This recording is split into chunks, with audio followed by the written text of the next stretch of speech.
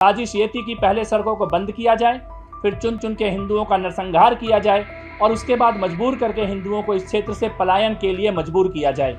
कि ये अभी केवल एक्टर पकड़ा गया है, अभी इस पूरे दंगों के जो मास्टरमाइंड हैं, जो डायरेक्टर हैं, उनका अभी उनके साथ न्याय होना बाकी है। और कुछ न्याय कोर्ट में होंगे, कुछ न्याय न्यायालय में होंगे और कुछ न्याय ईश्वर की अदालत में भी होंगे।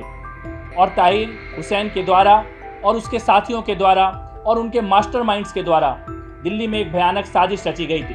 घटनाक्रम का डायरेक्टर कोई और लोग हैं, मास्टरमाइंड कोई और लोग हैं। जिन लोगों ने सड़कें बंद की थी उन्हीं लोगों ने आग लगाई, उन्हीं लोगों ने दंगे किए, उन्हीं लोगों ने हत्याएं की। हिंदुओं की हत्या करने की साजिश था दिल्ली दंगा का पूरा घटनाक्रम। चुन चुन के हिंदुओं को मारना, उनके निशानों पर मंदिर और हिंदुओं के धर्मस्थल थे। न्यायालय का एक निर्णय है, बहुप्रतीक्षित निर्णय था। 6 साल से हम इस निर्णय की प्रतीक्षा कर रहे थे। 2020 में दिल्ली दंगों के दौरान एक नौजवान आईबी ऑफिसर, निरपराध, बेगुनाह, निशस्त्र, जो कि केवल अपने घर से कुछ सामान लेने के लिए निकला था, मुस्कुराता हुआ चेहरा, मासूम अंकित शर्मा, उसको खींचकर ताहिर हुसैन के घर में ले जाया गया। और ले जाने के बाद जो रिपोर्ट आई है, पोस्टमार्टम की रिपोर्ट, ये बताती है कि 51 बार अंकित शर्मा जी को चाकुओं से गोदा गया। यानी कि अंकित शर्मा जी की मृत्यु हो जाने के बाद भी ताहिर हुसैन और उसके जैसे लोग अंकित शर्मा जी के शव पर भी चाकुओं से वार करते चले गए और पूरी तरह से क्षत विक्षत शरीर को नाले में फेंक दिया गया। 2 दिन लगे ढूंढने में और 2 दिन के बाद उस नाले से अंकित शर्मा जी का शव, वो हाथ में रस्सी बांधकर जब निकाला गया, वो दर्दनाक और पीड़ादायक दृश्य पूरे देश ने देखा है। मुझे नहीं लगता ऐसा कोई भी इंसान होगा जिसकी आंखों में आंसू नहीं आ गए होंगे उस दृश्य को देखकर। ताहिर हुसैन इस हत्या में शामिल है, ये कल न्यायालय ने साबित किया है, दोषी करार दिया है ताहिर हुसैन को। हमारा ये मानना है कि इस मामले में ये rarest of the rare murder है और ताहिर हुसैन के द्वारा और उसके साथियों के द्वारा और उनके मास्टरमाइंड्स के द्वारा दिल्ली में एक भयानक साजिश रची गई थी। हम ये भी मानते हैं कि ताहिर हुसैन केवल एक्टर है, इस पूरे घटनाक्रम का डायरेक्टर कोई और लोग हैं, मास्टरमाइंड कोई और लोग हैं। ताहिर हुसैन के हाथों में खंजर दिया गया, लेकिन देने वाले, चलवाने वाले, इसका नैरेटिव बनाने वाले लोग अभी भी बचे हुए हैं। उमर खालिद जैसे लोग, जिनको बचाने के लिए आज भी नैरेटिव बनाया जा रहा है। ताहिर हुसैन लगातार उनके संपर्क में था और ऐसे ही लोगों ने लोगों को भड़काने का काम किया, हथियार लेकर सड़कों पर निकलने के लिए उकसाया, पुलिस वालों के ऊपर हमला करने के लिए उकसाया। जिन लोगों ने सड़कें बंद की थी उन्हीं लोगों ने आग लगाई, उन्हीं लोगों ने दंगे किए, उन्हीं लोगों ने हत्याएं की। सड़क बंद करने के लिए जो लोग बैठे थे, जिन बस्तियों से सड़क बंद करने वाली भीड़ निकली थी, जिन गलियों से सड़क बंद करने वाले लोग निकले थे, उन्हीं बस्तियों से दंगा करने वाले, हत्या करने वाले, आग लगाने वाले दंगाई निकले थे। उन्हीं मोहल्लों से, उन्हीं बस्तियों से वो लोग निकले थे जिन्होंने हत्याएं की और उन्हीं में से एक ताहिर हुसैन और उसके साथी थे। इसीलिए ये जो लार्जर कॉन्स्पिरेसी है, ये जो बड़ी साजिश है दिल्ली के खिलाफ, जिसमें पहले चारों तरफ से सड़कों को बंद कर दो और उसके बाद हिंदुओं का चुन चुन के नरसंहार करो, हिंदुओं की हत्या करने की साजिश था दिल्ली दंगा का पूरा घटनाक्रम।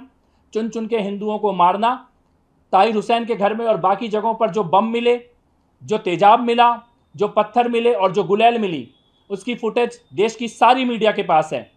ताहिर हुसैन की छत पे लगी हुई गुलेल का निशाना सीधे सामने बना हुआ मंदिर था और ऐसी गुलेल जहां भी थी उनके निशानों पर मंदिर और हिंदुओं के धर्मस्थल थे। जब आग लगाई गई तो जिन दुकानों में सीएए और एनआरसी के खिलाफ नारे लगे थे, उन दुकानों को छोड़ दिया गया और बाकी दुकानों को चुन चुनकर जलाने का काम किया गया। हिंदू व्यापारियों के व्यापारिक प्रतिष्ठानों पर हमले किए गए और उनको जलाया गया। साजिश ये थी कि पहले सड़कों को बंद किया जाए, फिर चुन चुन के हिंदुओं का नरसंहार किया जाए और उसके बाद मजबूर करके हिंदुओं को इस क्षेत्र से पलायन के लिए मजबूर किया जाए। उस साजिश का एक घटनाक्रम था अंकित शर्मा जी का जो हत्या की गई, जो मर्डर हुआ, जिसका दोषी कल ताहिर हुसैन को करार दिया गया है। लेकिन इस मामले में और भी लोग शामिल हैं, वो लोग जो आज भी उमर खालिद को बचाने का काम करते हैं, वो लोग जो ताहिर हुसैन को अभी तक बचाने की कोशिश कर रहे थे। ऐसे विचारक, ऐसे लेखक, ऐसे पत्रकार, ऐसे वकील और ऐसे इंटरनेशनल बहुत सारे एक्टिविस्ट और एनजीओ हैं जिन्होंने इस दिल्ली दंगों को पूरी तरह से इसका रंग बदलने का, इसका सच छुपाने का पाप किया है। तो आज मैं ये कहना चाहता हूँ, हम सब की तरफ से ये कहना चाहता हूँ, दिल्ली वालों की तरफ से, देश की तरफ से, कि ये अभी केवल एक्टर पकड़ा गया है। अभी इस पूरे दंगों के जो मास्टरमाइंड हैं, जो डायरेक्टर हैं, उनका अभी उनके साथ न्याय होना बाकी है। और कुछ न्याय कोर्ट में होंगे, कुछ न्याय न्यायालय में होंगे, और कुछ न्याय ईश्वर की अदालत में भी होंगे, क्योंकि इतना बड़ा पाप दिल्ली के साथ किया गया है, इसका न्याय अभी पूरा होना बाकी है। आज मैं कुछ सवाल पूछना चाहता हूं अपने आप को। आज जो सनातनी बनने का, सुंदरकांड पढ़ने का ढोंग लगा के जो रंगे हुए सियार घूम रहे हैं, मैं आज उनसे यह सवाल पूछना चाहता हूं कि उस वक्त आपकी सरकार थी, केजरीवाल जी, मनीष सिसोदिया जी। आज पूरी दिल्ली जानती है कि सड़कों को बंद करके हिंदुओं का नरसंहार करने का योजना बनाई गई, प्लान किया गया। तब आपने और आपके उप मुख्यमंत्री ने क्यों सड़कों के बंद करने वाले का समर्थन किया? केजरीवाल के, मनीष सिसोदिया के, संजय सिंह के हाथ हिंदुओं के खून से रंगे हुए हैं। उनके हाथों में हिंदुओं का बेगुनाह, मासूम, निरपराध, निशस्त्र अंकित शर्मा जैसे हिंदुओं का खून केजरीवाल, मनीष सिसोदिया और संजय सिंह के हाथ में है। क्योंकि ऑन रिकॉर्ड है, संजय सिंह ने बार बार 27 फरवरी, 28 फरवरी और मार्च के पहले हफ्ते में ताहिर हुसैन को बेगुनाह कहने का पाप किया। मीडिया में आकर संजय सिंह ने बार बार इंटरव्यू दिए कि ताहिर हुसैन उनके संपर्क में था और ताहिर हुसैन बेगुनाह है। मैं ये पूछना चाहता हूं कि क्या जब ताहिर हुसैन अंकित शर्मा जी को चाकुओं से मार रहा था तो उसके बीच में वो संजय सिंह को फोन कर रहा था? क्या वो संजय सिंह के साथ फोन पे संपर्क में था? क्या संजय सिंह ताहिर हुसैन को बेगुनाह इसलिए साबित करना चाहते थे क्योंकि इस अपराध में डायरेक्टली इनडायरेक्टली कहीं ना कहीं संजय सिंह जैसे लोग भी शामिल हैं, सिसोदिया और केजरीवाल जैसे लोग भी शामिल हैं? आखिर क्यों अरविंद केजरीवाल मुख्यमंत्री के तौर पर उनके मुंह से एक शब्द नहीं निकला अंकित शर्मा जी की हत्या के खिलाफ, एक बयान नहीं दिया उन्होंने? पूरी केजरीवाल सरकार का कोई मंत्री किसी भी हिंदू पीड़ित के घर में मिलने के लिए नहीं गया, उनको न्याय देने के लिए नहीं गया।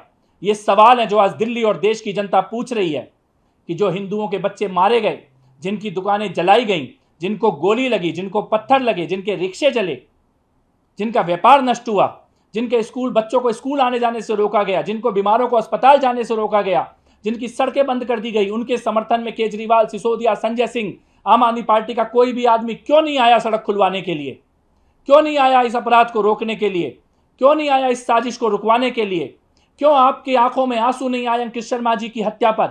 क्यों आपके मुंह से दो शब्द नहीं निकले जब आप सरकार में बैठे थे? दो शब्द आप नहीं बोल पाए इस तरह की हत्याओं के खिलाफ, इन दंगों के खिलाफ? क्यों मुख्यमंत्री और उनकी सरकार सड़क पे नहीं उतरी राहत देने के लिए जब दिल्ली में दंगे हो रहे थे? कहां गायब हो गए थे ये सारे लोग? क्यों नहीं आए थे जनता के बीच में? क्यों नहीं आए थे राहत देने? दिल्ली सरकार ने जो राहत का काम किया वो खाली कुछ खास मुस्लिम बस्तियों में राहत के कैंप लगाए गए। अगर हिंदू पीड़ित को राहत लेने के लिए भी जाना था तो मुस्लिम बस्ती के बीच में कैंप लगाए गए थे, वहां जाना था। सरकारी अस्पतालों में धर्म देख के इलाज किया जा रहा था।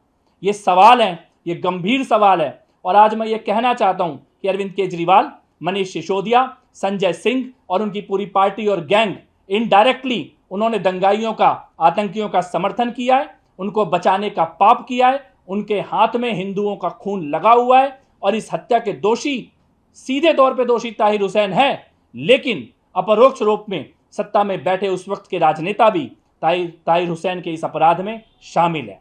ये हम लोग आज कहना चाहते हैं।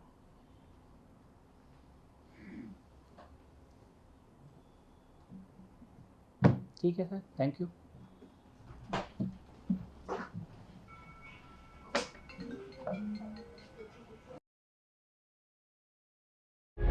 प्रभातखबर.com, विश्वास वही, रफ्तार नहीं।